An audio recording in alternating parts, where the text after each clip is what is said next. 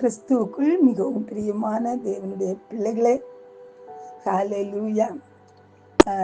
இந்த நாட்களில் பிசாசு தேவ பிள்ளைகளுடைய வெளிச்சத்தை அணைத்து போடும்படியா எத்தனையோ விதமான காரியங்களை செய்து தேவனை பற்றி அறிகிற அறிவிலிருந்து, அவரை நேசிக்கிறதிலிருந்து, அவருடைய வேதத்தை வாசிக்கிறதிலிருந்து, ஜெபிக்கிறதிலிருந்து, தேவனுக்காக செய்யப்படுகிற எல்லா காரியங்களிலிருந்தும் நம்மை குன்றி போக செய்து கொண்டிருக்கிறார்.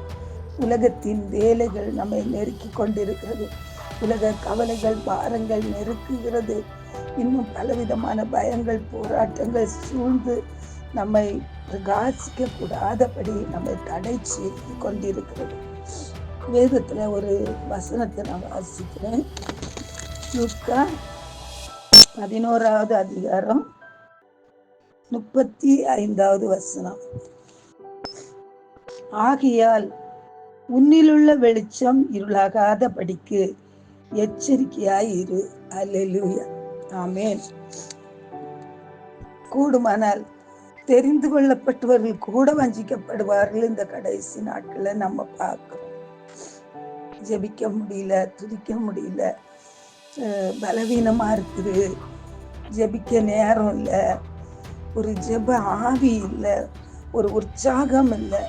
இப்படி அநேக காரியங்கள் நாள்தோறும் நம்மை சந்தித்து கொண்டே இருக்கிறது. ஆமென். ஆகவேதான் ஆண்டவருடைய வசனம் சொல்லுது, உங்கள் வெளிச்சம் இருளாகாதபடி எச்சரிக்கையாயிருன்னு சொல்லி. இயேசுவாகிய தேவன் நமக்குள்ளே வெளிச்சமாயிருக்கிறார். அவர் உலகத்துல எந்த மனுஷனையும் அவர் பிரகாசிக்கிற ஒளியாயிருக்கிறார். அவருடைய பரிசுத்த ஆவியாகிய எண்ணெயை நம்ம மேல ஊற்றி அவர் நம்மை இன்னும் அதிகமாய் பிரகாசிக்க பண்ணுகிறார். அவருடைய ரத்தத்தினால கல்வி நீதிமான்களாக்கி நாம் பிரகாசிக்கும்படி தேவன் நீதிமான்களாய் நம்மை மாற்றி இருக்கிறார். அல்லேலூயா. ஆகவே இந்த நாட்கள்ல கொடிய காலங்களுக்குள்ள நம்ம வந்திருக்கிறபடினால எல்லாவற்றுக்கும் முடிவு சமீபமாயிற்று. ஆகவே ஜெபிக்கிறதுக்கு ஜாக்கிரதையா இருங்கள் என்று சொல்லி தேவனுடைய வார்த்தை சொல்லுகிறது. இந்த நாட்கள்ல நாம் அதிகமாக ஜெபிக்க வேண்டிய நாட்கள், தேவனை துதிக்க வேண்டிய நாட்கள், ஆராதிக்க வேண்டிய நாட்கள், மகிமைப்படுத்த வேண்டிய நாட்கள். அல்லேலூயா. ஆகவே பொல்லாங்கனை ஜெயமெடுக்கும்படியாய் நாம் பலனடைய வேண்டிய நாட்கள். ஆகவே கர்த்தருடைய கரத்துல நம்ம அர்ப்பணிப்போம். அல்லேலூயா, ஆமென். நாம் செய்கிற காரியங்கள்ல நாம் தேவனுக்கு அது பிரீதியா இருக்குதா, தேவனுக்கு அது பிடிக்குமா என்று சொல்லி தேவனுக்கு பிரியமானவைகளை நாம் செய்ய இந்த நாட்கள்ல நம்ம கர்த்தருக்கு அர்ப்பணிப்போம்.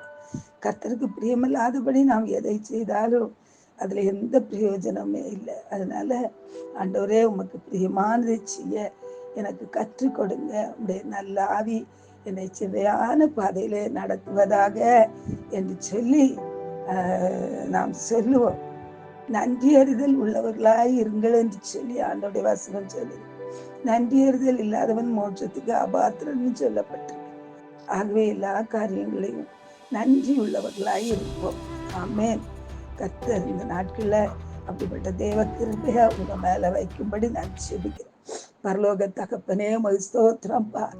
நீரப்பா, எங்களுடைய வெளிச்சம் இருளாகாதபடிக்கு நாங்கள் எச்சரிக்கையா இருக்கும்படி ஆண்டவரே இந்த நாளில எங்களோடு கூட நீ பேசி இருக்கிறீரப்பா. ஆம் தகப்பனே, நாங்கள் எத்தனையோ விதங்களில ஆண்டவரே நாங்கள் எச்சரிக்கையா இராதபடினால ஆண்டவரே சத்துரு எங்களுடைய வாழ்க்கையின் எல்லைகள்ல ஆமென் அப்பா இருளை கொண்டு வந்து எங்களை இருளின் ஆதிக்கத்துக்கு இல்லை ஆண்டவரே எங்களை கொண்டு போகும்படி, எங்களை வஞ்சிக்கும்படி அவன் போராடி கொண்டு இருக்கிறான் அப்பா. இந்த நாட்களில ஆண்டவரே நாங்கள் இருளாகாதபடி, எங்களுடைய கண்கள் இருளாகி போகாதபடிக்கு ஆண்டவரே எங்களை நீ பாதுகாத்துக் கொள்ளும்படி நான் ஜெபிக்கிறேன். உங்க கரத்துல உங்களுடைய அன்பு பிள்ளைகளை எல்லாம் ஒப்பு கொடுக்கிறேன். இவர்கள் எல்லாம் ஆண்டவரே ஆமென் ஆகாயத்தில் உள்ள நட்சத்திரங்களை போல ஜொலிப்பார்களாக. கர்த்தருடைய கரத்துல ஒப்பு கொடுத்து ஜெபிக்கிறேன். இயேசுவின் நாமத்தில் ஆமென்.